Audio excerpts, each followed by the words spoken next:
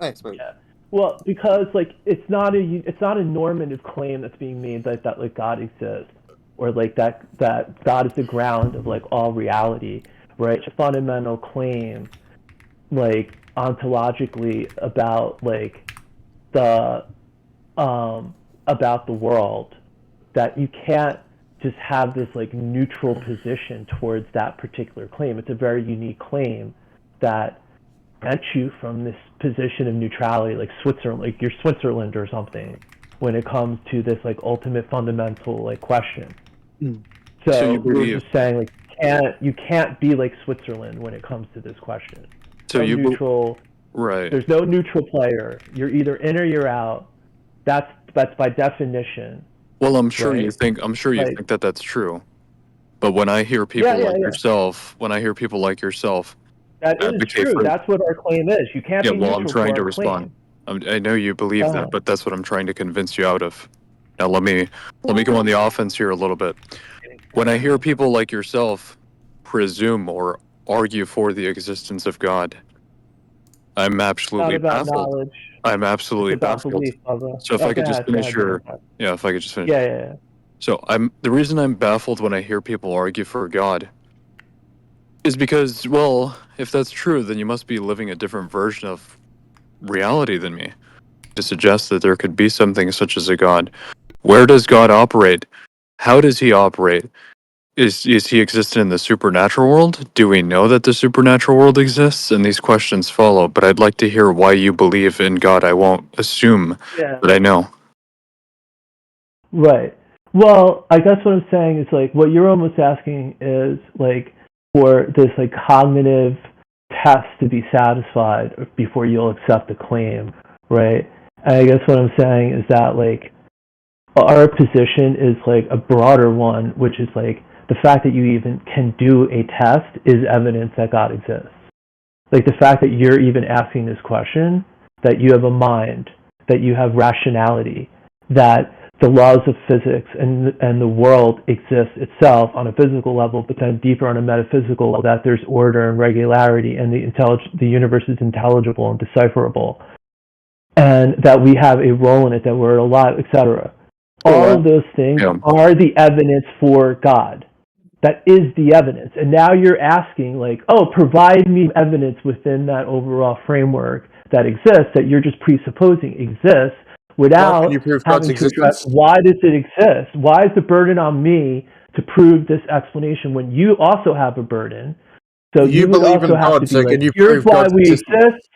It Okay, essentially comes down to yeah, there's physical a couple claims description. being thrown around here.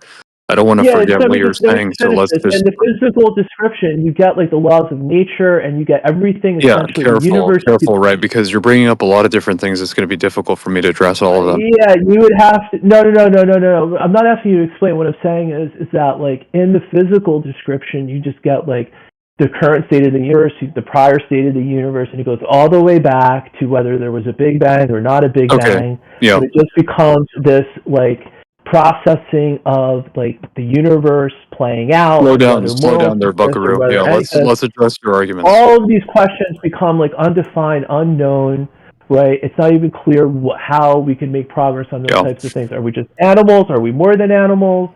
Like, okay. what's going on? What's the nature of existence? All the Let's different. pump the brakes here a little bit. Yeah, let's pump the brakes.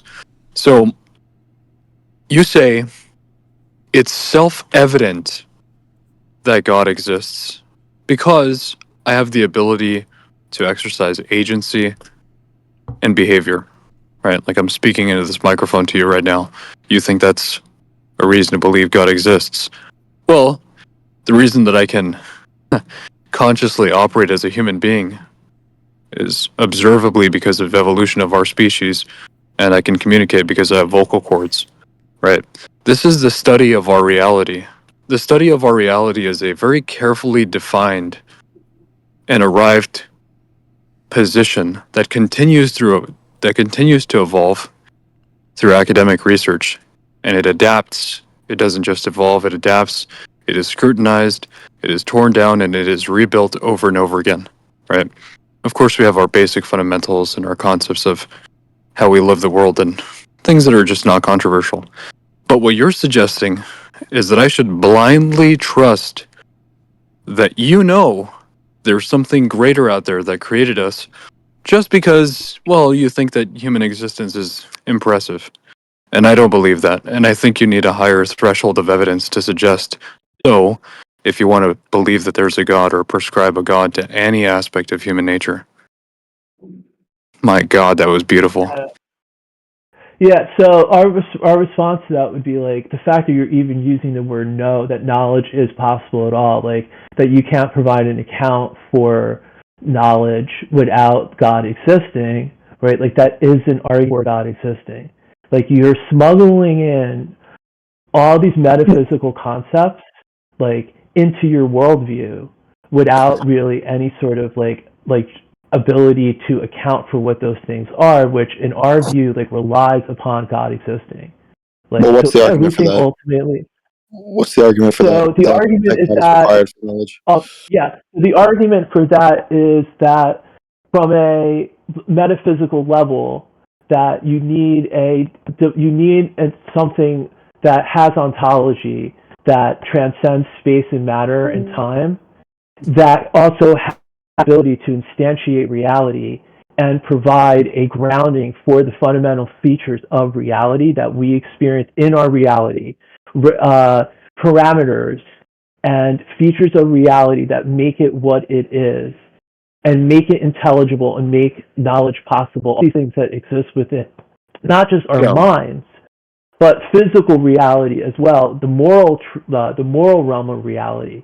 Everything that makes up our human experience has, in the theist view, a metaphysical explanation for that. And you could sit there and say, how do you know it exists? Our response obviously is like the only way we can know something like that exists is that it's revealed to us to exist, or else how else can we know it? So we're going to get into these things where it's like one side is just going to be like, I don't accept that as in like. Well, I don't think it's fair for you to characterize the conversation The question prematurely. is, why are you not you should listen accepting to the it arguments. if you don't have a better explanation? If you can't provide like a better explanation, then why are you being arbitrary? And then now let's hang on here for a second, Baked Alaska. I respect your position, and I'm going to do my best to not fall into the line that you're assuming I will take up here with you. But I think there's no better way to demonstrate bad faith than to predict my arguments, right? Let's just hear each other out. I'm sure you've talked to a lot of people. I've talked to a lot of people myself. I'll be good faith, okay? So, let's go back to the position of agnosticism for 2 seconds. The beauty of my position is that there's no pressure to prove or explain where humanity derives from, right? I'm simply taking in information and remaining rather neutral because guess what? My position is a lot like an incomplete math problem. Maybe I'm missing some variables, I'm missing some values, and I simply don't feel comfortable coming to a conclusion and using guesswork. Now, I'm not saying that you are using guesswork, but your threshold of evidence seems to be much lower than mine, right? Because I observe the reality that I live in and I make inferences based off of such. You can simply not imagine a world without purpose, without a God, without creation, without specific intended trajectory. And I can understand how that'd be, the rational position to hold, considering maybe you're scared that life is merely but a coincidence. However, it's entirely possible that life is a coincidence. And I've heard you mention that that is not possible, that you know that that's the case, that you know that your God created yourself. So I'll ask you this. Can you argue with absolute certainty that God created you? Or is there a shadow of doubt? Is there faith that you place your personal perspective in? Yeah, well, to me, there can be only like one truth, and once you accept it as the truth, like this question starts becoming like kind of incoherent when you're starting to ask like the probability, like being true or something like that, like because you either certain truths like you either accept them or you don't. I just would argue it's binary. So I don't know what you mean, like do I know for certain or whatever? Like, and this is what I'm saying, like you play these semantic games and try to define your position vis-a-vis this issue as like some epistemic like neutrality. Like I don't know because I'm defining knowledge to be the basis upon which this entire issue rests, on whether Yeah. some like whatever your subjective criteria is for what constitutes knowledge, apparently a justified true belief, right? Or I don't know how you're defining what knowledge is. You're saying that the evidence doesn't allow you to claim knowledge over the issue. And then you're wiping away the import of what the entire argument is, because it's like you're failing to see, like you're losing the forest for the trees.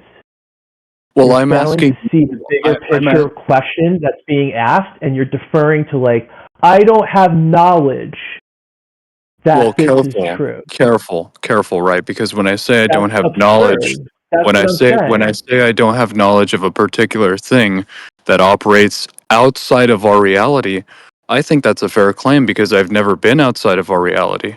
I don't know that of which I cannot observe with my five senses, right? What do you And count as knowledge? I think that's I think that's just let me finish here. I was not Language. I did What not is say a knowledge? peep. I did not say a peep when you were talking. I'd like the same respect to be paid to me. All right. Because you So totally didn't respond to what my last so intervention was. you also mentioned that I'm arguing semantics. I'm arguing meaningful details. And when I asked you a very particular question, you slimily weaseled your way out of it and completely ignored it by saying you didn't understand it. Now, that's not true because I'm pretty sure the vast majority of people know when asked if they know that something is true with absolute certainty. I'll pose the question again. Can you argue with absolute certainty that God created you? Or is it a guess? Is it faith? Why do you believe this? Okay. So I responded by asking you what your theory of knowledge and truth were, which you won't explain to me, right? So because I was trying to answer your question, right? So I was asking you, what do you count as knowledge? Is it a justified true belief? If you have knowledge, okay, if you have knowledge, then the underlying thing that you have knowledge about is true. I take the position that it's true. My worldview is the true one. Therefore, I have justified true belief. I have knowledge of my worldview. So, yes, I gain knowledge. Now you're asking me to say, put a percentage. Is it absolute knowledge? Is it certainty? And put these gradations in it. And I'm saying it's irrelevant to the issue if I claim knowledge over it. I have knowledge that God exists. It is absolutely relevant. And yes, on whether my or not. position is, it's the only tangible position, yes. I don't know what you're asking. It is true, absolutely. You're refusing to accept that it's a binary truth. You keep saying, what's the probability that it's true? And I keep saying to you, it's either true or it's not true. And my position is it's true. And you're like, do you have that with certainty? It's a stupid question. It's not a stupid question. I'm simply yes, I have it with certainty. I said yes. I have it with certainty. My friend, you're getting too hostile. You need to relax. You're making it's a semantic argument. You're being very emotional. You're being very emotional. You need to calm down. I think it's time to mute him for a minute. Yeah, I understand that this is your position. Yeah, I'm trying to. Yeah, Baked. Shut up. Baked. So I'm trying what to. Are you talking about?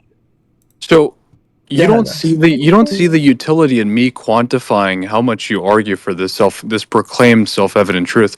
I do, right? Because I want to know exactly how much you believe the shit that you're saying. And if you don't truly 100%. Believe the shit that you're saying, then that's kind of a problem, right? Yeah, 100% true. Okay.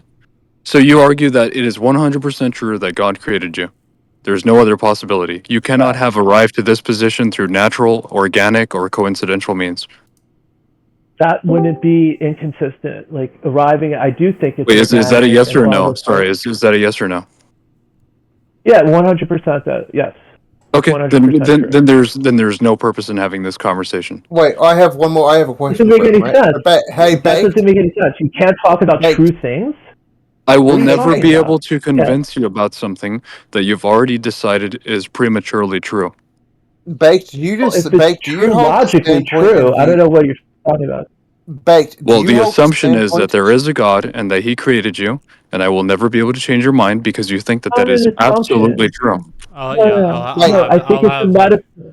I'll have like Bake to make like a final point, and then I'll just kind of like free for all. I'll unmute Chico, and everyone can fight or whatever. Yeah. Sure.